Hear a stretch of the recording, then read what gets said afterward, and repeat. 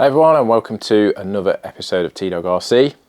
And in this video we are taking a look at this, which is my $30 or £25 engine which I bought off eBay. It's an ASP 52. It's in pretty good condition, can't complain at that, but I think I got it for an absolute bargain. There's a few little bits that I just want to do to it, because I don't know, obviously the history of it. So there's a couple of washers and bits and bobs I want to get replaced, and then we'll fire it up and see if it's going to start.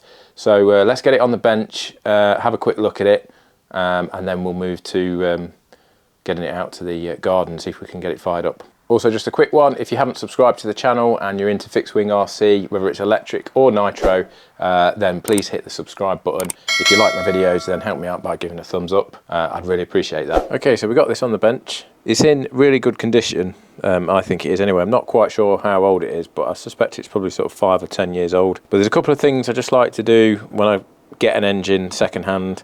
I don't do anything like, I know some people strip them down and replace the bearings and all that sort of stuff. I'd quite like to do that, but I don't really have the knowledge or the time to do that sort of thing. But this feels really good anyway. There's no movement at all on the prop shaft.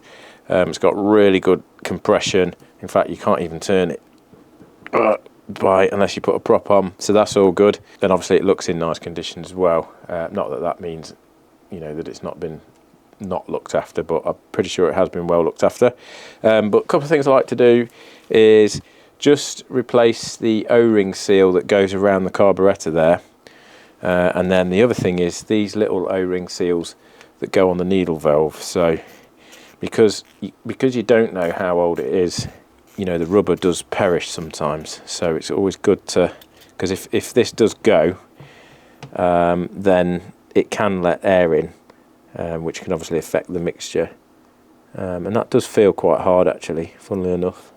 So we've just got to get that off and then get one of these new ones on, which is a little bit fiddly, but normally not too bad. Okay, so that's got those back on, and a good test to make sure it's working is just to attach a piece of fuel pipe and just blow, and just make sure that you can't feel any air at all, which I can't. It's completely sealed up. And then if I just open it up slightly, so probably 2 turns, and now we can hear the air coming through. So that should be okay. And then next job is just to get this O-ring replaced around there as well, just in case. So we'll just loosen this off.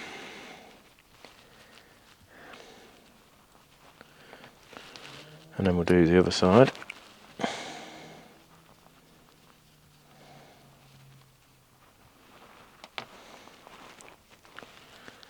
And that just comes off like that.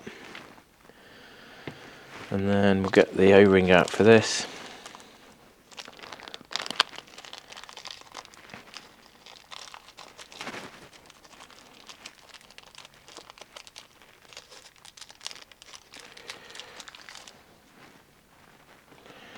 Just make sure that this is definitely the right size, which it is.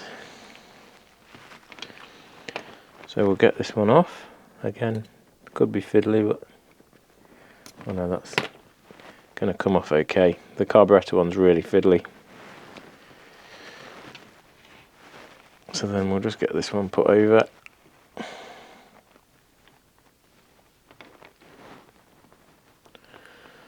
That's looking good. And then just position that back. Get the screw back in.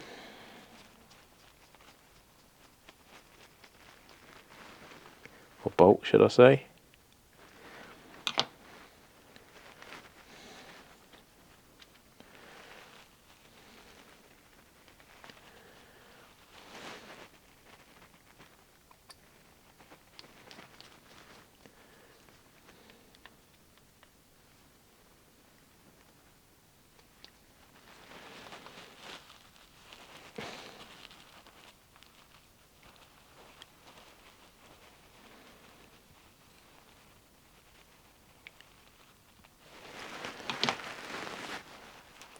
Okay, that is that done.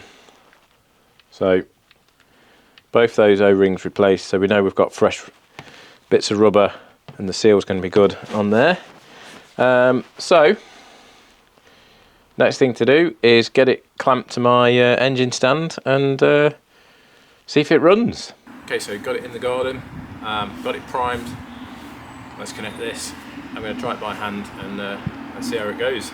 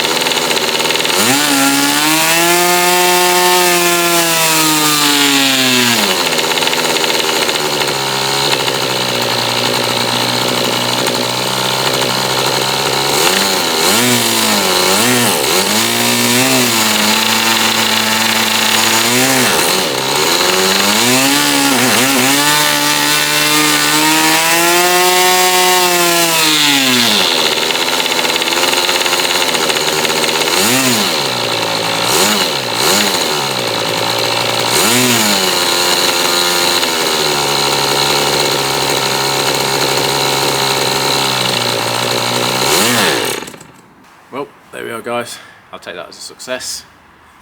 Just got to get it on the plane now.